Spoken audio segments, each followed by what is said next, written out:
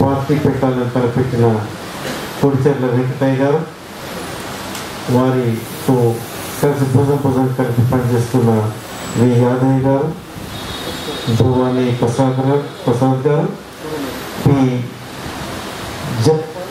జగన్ గౌడ్ గారు, కె యాదగిరి గారు, మిగతా తెలంగాణ నవనిర్మాణ సేనతో అసోసియేట్ అయిన నాయకులు, కార్యకర్తలు, ముఖ్యంగా సేన అని పేరు పెట్టుకున్న సేనలు అందరికీ, వారు పిలిపించిన ఆహ్వానం మేరకు వచ్చిన తెలంగాణ వాదులు, ఉద్యమకారులు మరియు మీడియా మిత్రులందరూ కూడా తెలంగాణ ఉద్యమంతో జై తెలంగాణ. ఇప్పటి వరకు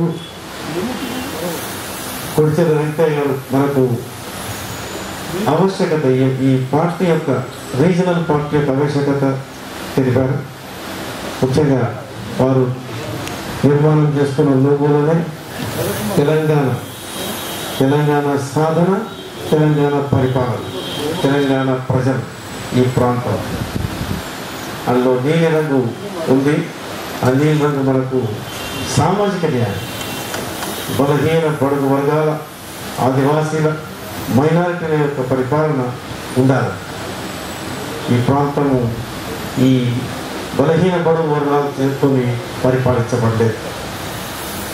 ఎప్పుడైతే ఈ ప్రాంతం హైదరాబాద్ స్టేట్ కింద ఒక దేశంగా పరిపాలించబడిందో, అంటే 1000 సంవత్సరాల క్రితం శాతవాహనులు మళ్ళీ బలహీన బడుగు వర్గాలు, ఆ తర్వాత మళ్ళీ ఈ యొక్క పాలన రాజుల చేతికి, అగ్రవర్ణాల కింద చేతికి పోయింది. ఆ తర్వాత మళ్ళీ కుతుబ్ షాహీస్ చేతి కింద ఉంది. ఆ తర్వాత ఆసఫ్ జాహీ పీరియడ్లో మన ప్రాంతం ఒక దేశంగా ఉంది. ఈ దేశం ప్రపంచంలోనే ప్రఖ్యాతిగాంచిన ప్రాంతం కింద ఉంది. హైదరాబాద్ పట్టణం ప్రపంచంలో ఉన్న పట్టణాలలో 10 గొప్ప పట్టణాల్లో ప్రఖ్యాతిగాంచిన పట్టణం కింద హైదరాబాద్ పట్టణం ఉంది. ఈ ప్రాంతాన్ని పరిపాలించిన నవాబ్ ఆసఫ్ జాహీ నవాబ్ మీర్ ఉస్మాన్ అలీ ఖాన్ ప్రపంచంలో అతి ధనవంతుడైన ఏకైక రాజు మన హైదరాబాద్లో. కాబట్టి ఈ ప్రాంతంలో ఏది తక్కువ లేకుండా, కానీ ఎట్లా పరిపాలించిండు, ఈ ప్రాంత ప్రజలకు ఎటువంటి పరిపాలన దొరికింది అనేది మనం చర్చనీయాంశం. ఏది ఏమైనా రాజుల పాలనలో జరుగుతున్న ఈ ప్రాంతానికి పరిపాలన మా చేతిలో ఉండాలి. భూమి మీద మాకు హక్కు ఉండాలి, ప్రజలకి, భూమి పుత్రులకి హక్కు ఉండాలి, పరిపాలన మాకు ఉండాలి, అందరికీ అందుబాటులో వనరులు ఉండాలనే పోరాటమే తెలంగాణ రైతాంగ సాయుధ పోరాటం. ఆ పోరాటంలో రాజుకు వ్యతిరేకంగా, పరిపాలన వ్యతిరేకంగా పోరాడి ఎంతో మంది వాళ్ళ ప్రాణాలు అర్పించి అమరులైంది.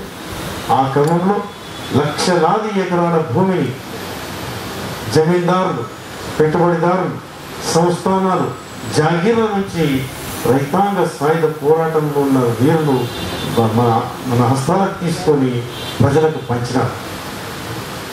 ఈ క్రమంలో ఈ సీమా ఆంధ్ర రైతుందో సీమాంధ్ర ప్రాంతం వాళ్ళు అప్పటి నుంచే ఈ ప్రాంతం మీద కన్ను పెట్టినారు. భారతదేశ స్థాయిలో వాళ్ళు ఒక రకమైన ర్యాప్ ఏర్పాటు చేసుకున్న క్రమంలో ఈ ప్రాంతంలో ఉన్న వనరులను కాజేయడానికి, ఈ ప్రాంతంలో ఉన్న నీటిని కాజేయడానికి ఈ ప్రాంతాన్ని విలీనం చేసుకునే యొక్క రచన అంతకుముందు నుంచే జరిగింది. ఆ క్రమంలోనే ఏ భూమినైతే ప్రజలు చేజిక్కించుకున్నారు, జమీందారులను గ్రామాల నుంచి పట్టణాలకు పంపించారు, మళ్ళీ ఆ భూమిని ఆ జమీందారుల చేతికి ఇవ్వడానికి, ఈ దొరలని మళ్ళీ గ్రామాలకు పంపడానికి ఈ కుట్ర 17 సెప్టెంబర్ ఏదైతే మనం విమోచనం అనుకుంటామో, విలీనం అనుకుంటామో, అప్పుడే ఈ ప్రాంతం మీద దండయాత్రకు, దాడికి అప్పుడే దిగిన క్రమంలోనే. ఎందుకంటే ఎప్పుడైతే స్వతంత్రం వచ్చిన తర్వాత మన నవాబు ఇండియన్ యూనియన్లో కలవలేదు. సంవత్సరం